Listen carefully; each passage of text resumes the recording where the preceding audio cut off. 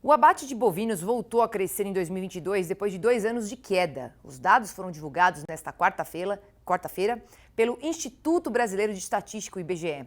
Foram 29,8 milhões de cabeças no ano passado, um aumento de 7,5% frente a 2021, o que significa 2,09 milhões de cabeças a mais.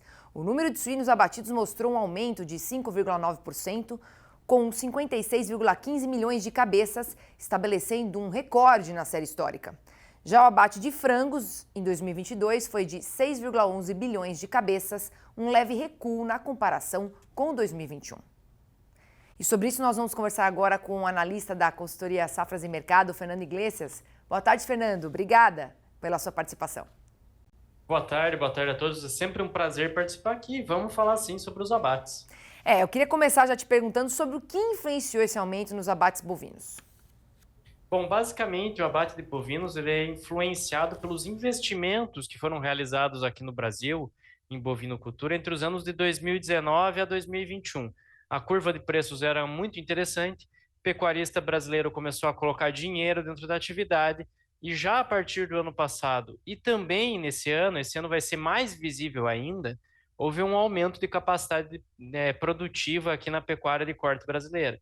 Então, é basicamente o reflexo desse investimento, desses recursos que foram alocados dentro da atividade, sendo traduzidos aí em maior capacidade produtiva. Em 2023, nós vamos ver aí movimento semelhante, um bom volume de animais sendo ofertados para o abate, com destaque para o descarte de matrizes ao longo desse ano. E como que esse resultado, Fernando, ele deve impactar o preço do bezerro? Como é que fica o cenário do mercado de reposição?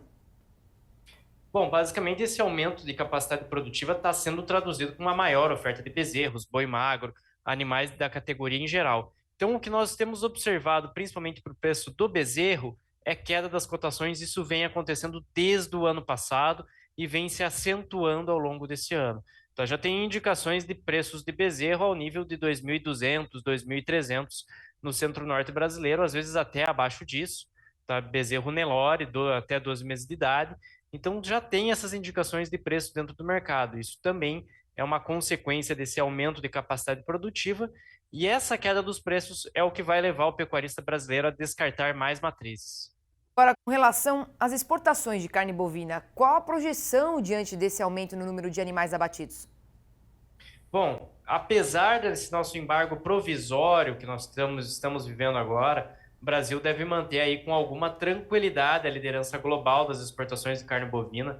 O Brasil aí deve exportar em torno de 3,2 milhões de toneladas em equivalente carcaça ao longo desse ano, um pouco abaixo do ano passado, e vai sentir aí um pouquinho o impacto dessa suspensão provisória das exportações com destino à China.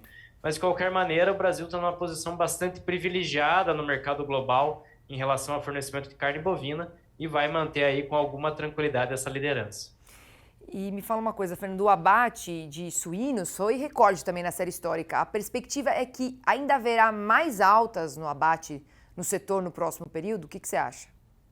Em 2023, possivelmente vamos ver aí um abate moderadamente mais alto. Não vai ter um crescimento tão grande assim quanto foi em 2022, abaixo de 1%, possivelmente, o crescimento do volume de suínos abatidos aqui no Brasil. Isso também é consequência de investimentos que a suinocultura brasileira realizou a partir de 2019, 2020, quando a China começou a comprar muita carne do Brasil, e isso fez com que houvesse um aumento da produtividade. A gente tem que lembrar o seguinte: suinocultura e bovinocultura são atividades de ciclos mais alongados. Então, isso quer dizer que esse investimento que foi feito demora um pouquinho mais a ser traduzido em capacidade produtiva. Então, o problema da suinocultura é que ela expandiu a produção, aumentou os abates, justamente num período em que a demanda já não era tão boa assim. Por isso que a suinocultura brasileira atravessou uma grave crise em 2022 e agora começa a melhorar a rentabilidade média nesse comecinho de 2023. E me fala uma coisa, como é que está a situação em relação aos custos de produção? As margens ainda seguem apertadas para os suinocultores?